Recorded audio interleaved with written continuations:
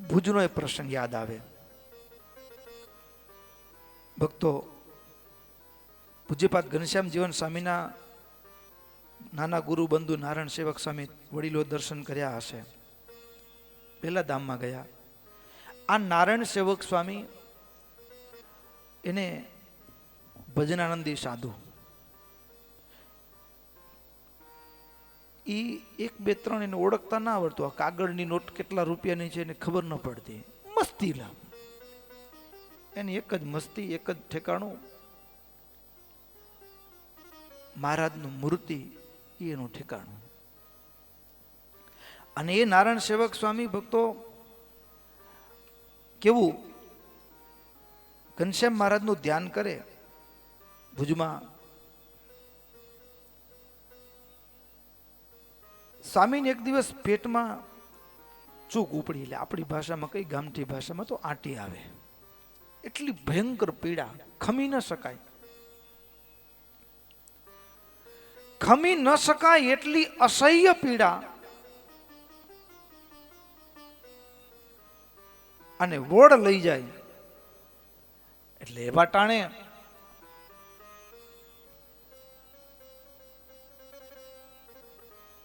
નાના સેવક સાધુ ઘનશ્યામ બિહારી સ્વામી સ્વામીની સેવામાં.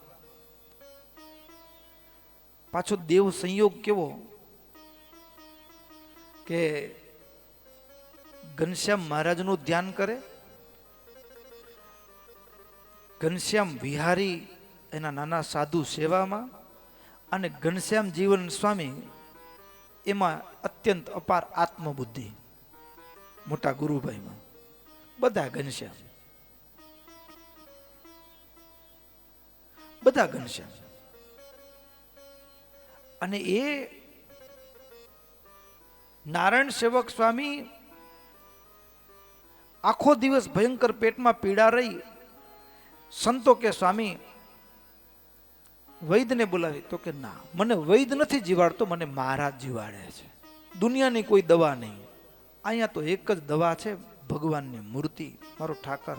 એના સિવાય દુનિયાની કોઈ દવા અહીંયા લાગુ પડવાની નથી. ગજબ છે હો. આખો દિવસ પીડા રહી. પીડામાં એમને એમ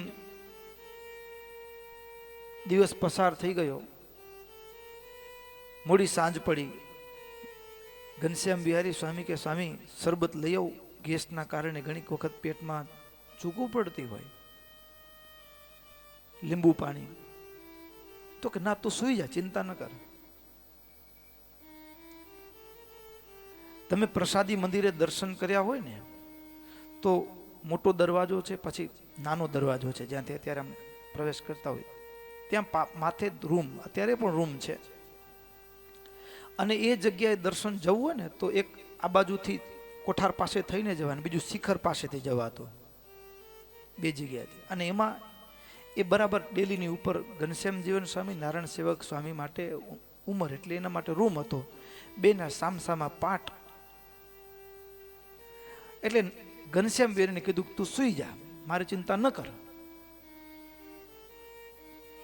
ઘનશ્યામ બિહારી સ્વામી, હવે નાનો રૂમ હોય, હવે એમાં પછી ગાદલા ને ગોદડા પાથરીને સુઈ, તો વડીલોને રાત્રે પાણી પેશાબ કરવા જવાનું થાય, આપણે અડચણરૂપ બની. એટલે સ્વામીના પાટની નીચે સુઈ ગયા ઘનશ્યામ બિહારી, પાટની નીચે. અને પીડા ભયંકર. અચાનક ચૂક ઉપડે એટલે નારાયણ સેવક સ્વામીના મુખમાંથી ઘનશ્યામ, આમ મુખમાંથી નીકળે શબ્દ. ઘનશ્યામ જીવન સ્વામી સ્વામીની સામે જ પાટ ઉપર પડખાબર સુવે, આખી રાત જાગે, કપડું ઢાંકેલું, મોઢું ખુલ્લું, નારાયણ સેવક સ્વામીની સામે જોઈ રહે. થોડી વાર થાય ન થાય, 2-5 મિનિટ થાય ન થાય, ઘનશ્યામ મુખમાંથી શબ્દ નીકળે. મધરાત થઈ. અચાનક પેટમાં ચૂક ઉપડી. નારાયણ સેવક સ્વામીના મુખમાંથી શબ્દ નીકળ્યો, ઘનશ્યામ. અને ત્યાં ઘનશ્યામ મહારાજે હુંકારો દીધો, હા નારાયણ સેવક, હા નારાયણ સેવક, અરે મહારાજ એ સિંહાસનમાંથી ઉતરી ચાલતા થઈ મંદિરમાંથી જે પગથિયા સંતો અત્યારે ભણે છે, પેલા પગથિયા ત્યાંથી ઉપર ચડી શિખર પાસેથી મહારાજે દરવાજેથી પ્રવેશ કર્યો અને જ્યાં નારાયણ સેવક સ્વામીએ સાથ કર્યો ઘનશ્યામને મહારાજે હોંકાર દીધો, હા નારાયણ સેવક, આ ઘનશ્યામ જીવન સ્વામી આ આંખોથી દેખે, આ આંખોથી દેખે. અને ભક્તો પ્રસંગ કેવો હશે, નારાયણ સેવક સ્વામી કપડું ઓઢીને સૂતેલા, કપડું થોડું નીચું કર્યું અને જ્યાં જોયું ને ત્યાં તો સામે મહારાજ. મહારાજ અને જેમ એક પ્રેમી પાત્ર હોય ને મળવા માટે તડપતું હોય એમ નારાયણ સેવક સ્વામી મહારાજને કે, હા મહારાજ કેટલા દિવસથી રાહ જોઉં છું, હવે હાલો જલ્દી લઈ આલો, આ દેહમાં નથી રહેવું, હાલો હાલો મહારાજ. મહારાજ કે નારાયણ સેવક હજી 11 મહિના બાકી છે, 11 મહિના બાકી છે. તે મહારાજ 11 મહિના બાકી હોય તો બરાબર, પણ આ પીડા હોય પછી ભજન કેમ થાય? એટલી જ વાત છે ને, એટલી જ વાત છે ને ભક્તો.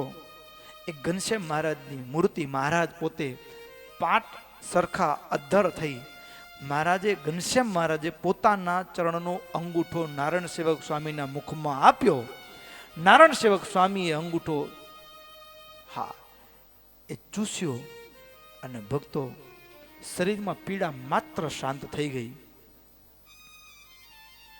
પીડા માત્ર શાંત થઈ ગઈ. અને પછી કીધું 11 મહિને તૈયાર થઈ રહેજો. ભક્તો મહારાજ તો પાછા વયા ગયા સિંહાસનમાં. હા એમ ન માનતા હો, ઘનશ્યામ મહારાજ ઊભા છે એમને, એ રાત જાગે છે. આપણે એમ માનીએ છીએ કે આપણે સુરક્ષિત છીએ એટલે આમ દરવાજા બંધ કરી છે એટલે બરાબર ઠેકાણે પડી બધું બરાબર સચવાઈ રહે છે. ના, એ જાગે છે ને એટલે આપણું બધું સચવાયેલું છે. મહારાજ સિંહાસનમાં આ બાજુ સવાર બ્રહ્મ મુહૂર્ત થયું. નારાયણ સેવક સ્વામીના પ્રતિદિનના જાગવાના ક્રમ પ્રમાણે સ્વામી તો સ્નાન કરી, આજે તો મહારાજનું દર્શન થયું હોય એટલે કેટલો આનંદ હોય. મુખ ઉપર કોઈને કરોડ રૂપિયાની લોટરી લાગી હોય અને પછી રસ્તા ઉપરથી જાય ને ચાલ જુદી હોય. હા, 25 વર્ષથી ભીખ માંગતો હોય અને ખાવાના ફાંફા પડતા હોય અને રોજ જઈ કોઈ મળે 2-5 પૈસા 10, 15, 25, 50 રૂપિયા મળે, લોટરી લે અને એમાં 25 વર્ષે લોટરી લાગી હોય અને પછી એ માણસ રસ્તામાંથી આવે ને, તમે જુઓ ને તમને ખબર પડે કે આજે કંઈક નવું થઈ ગયું છે. આ ચાલ જુદી હોય એની. રાત્રે જે જિંદગી પર જેની આરાધના કરી હોય, મહારાજનું દર્શન થયું હોય, સવાર પડતા કેટલો મુખમાં આનંદ. આગલો દિવસ આખો પીડામાં નીકળેલો અને બીજા દિવસે તો મુખ ઉપર એટલી પ્રસન્નતા કે પ્રભુના મિલનનો આનંદ છાનો દબાવી ન શકાય. દબાવવા ઈચ્છે તો ન દબાવી શકાય. મંગળા આરતીના દર્શન કરીને આવ્યા એટલે ઘનશ્યામ જીવન સ્વામી પૂછે, નારાયણ સેવક આજ તો કઈક જુદા જ આનંદમાં લાગો રા, શું વાત છે? હસતા હસતા ગમત કરતા કરતા પૂછે. એટલે નારાયણ સેવક સ્વામી, કાંઈ નથી પુરાણી, એવું કાંઈ નથી. ત્યાં ફરી નારાયણ સેવક સ્વામીને ઘનશ્યામ જીવન સ્વામી પૂછે, નારાયણ સેવક માથું ઓલવતા કીધું ને.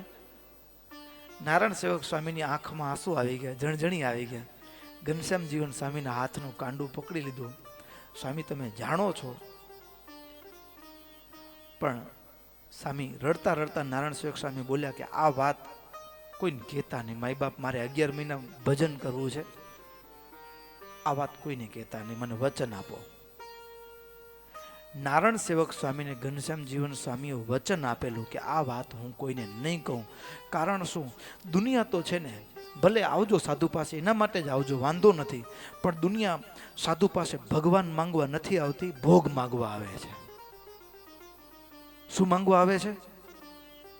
ભોગ માંગવા આવે છે. આ નથી સ્વામી, આ નથી, અહીંયા હલવાઈ ગયો. ભગવાન માંગવા કોણ આવે છે? અને ખબર પડે ને એટલે લાઈન લાગે. હો, આ વાત કોઈને કહેતા નહીં. પુરાણી મને વચન આપો. અને ભક્તો જેમ ભીષ્મ પિતામહે એ ઉત્તરાયણના દિવસે દેહ છોડ્યો, એમ ઉત્તરાયણના બીજા દિવસે બરાબર 11 મહિના થયેલા સ્વામીના શરીરમાં દેહ છોડવાના નિમિત્તરૂપ બીમારી હતી. અને આ સંતો કદાચ દર્શને કર્યા હશે. ઉત્તરાયણના દિવસે, ઉત્તરાયણના બીજે દિવસે સવારે બ્રહ્મ મુહૂર્તમાં નારાયણ સેવક સ્વામી મહારાજ સંતો આવ્યા અને પંચભૂતના દેહનો ત્યાગ કરી બરાબર 11 મહિને એ ધામમાં મહારાજની સાથે વયા ગયા. સ્વામીની અંતિમ સભા હતી ને, ગુણાનુવાદ સભા, ત્યારે આ પ્રસંગ ઘનશ્યામ જીવન સ્વામીએ રડતા રડતા કીધો કે કારણ કે નારાયણ સેવક સ્વામીને ઘનશ્યામ જીવન સ્વામીને પરસ્પર પ્રેમ એવો હતો. આમ જનરલી એવું હોય કે ભાઈઓ ભાઈઓમાં પ્રેમ ન હોય. હા, શું કામ? તો કે એ પ્રોપર્ટીમાં ભાગ પડાવે ને. પ્રેમ હોય પણ જ્યારે ભાગ કરવાનો સમય આવે ને ત્યારે પ્રેમ વહી જાય. હા, લોભના છિદ્રમાંથી પ્રેમ વહી જાય. હા, બારે નીકળી જાય બધું. પછી તો સામે બથો બથાવી જાય.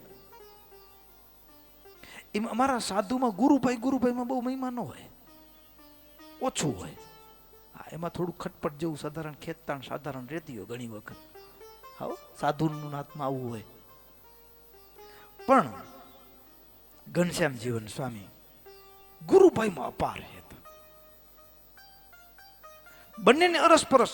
અને કેવું હેત હશે કે એ નારાયણ સેવક સ્વામી ક્યાંય બહાર ગયા હોય અને એ આવે ગામડેથી, ઘનશ્યામ જીવન સ્વામી પાટ ઉપર બેઠા હોય, કોઈ હરિભક્તો સેવા કરતા હોય, તો નારાયણ સેવક સ્વામી આવતા હોય ને એટલે ઘનશ્યામ જીવન સ્વામી કે સાઈડ થાવ, નારાયણ સેવક આવે છે. ઊભા થઈને મળવા માટે સામ સામે દોડે, મળે હાથમાં લઈને. આવું પ્રેમ. અને ઘનશ્યામ જીવન સ્વામી બહાર ગયા હોય અને નારાયણ સેવક સ્વામી અહીંયા હોય અને ઘનશ્યામ જીવન સ્વામી આવે તો નારાયણ સેવક સ્વામી ઊભા થઈ જાય, અરે પુરાણી આવે છે, પુરાણી આવે છે, પુરાણી આવે છે. આમ સામે ચાલીને મળવા માટે તડપતું હોય હૈયું. આવા એ સાધુ હતા, આવો એનો પ્રેમ હતો. અને ઘનશ્યામ જીવન સ્વામી રડતા રડતા એની ગુણાનુવાદ સભામાં કીધું કે નારાયણ સેવક સ્વામીની પીડા હતી અને એ આખી સભા સંતોની સાક્ષી છે. એની ભયંકર પીડા હતી. આખો દિવસ પેટમાં ચૂક ઉપડી, મુખમાંથી હાશકારો નીકળી જાય, આમ ખમી ન શકાય એટલી પીડા હતી. અને બીજા દિવસે સ્વામીને પીડા ક્યાં ગઈ કોઈને ખબર નથી, પણ એ ખબર અમને છે. અમે નજરે જોયું છે કે ઘનશ્યામ જીવન સ્વામી કે મેં મારી નજરે જોયું છે કે મહારાજે, આ ઘનશ્યામ મહારાજે એને પોતાના ચરણનો અંગૂઠો ધવડાવ્યો અને એની પીડા પેટની ગાયબ થઈ ગઈ. એ અમે નજરે જોયું છે.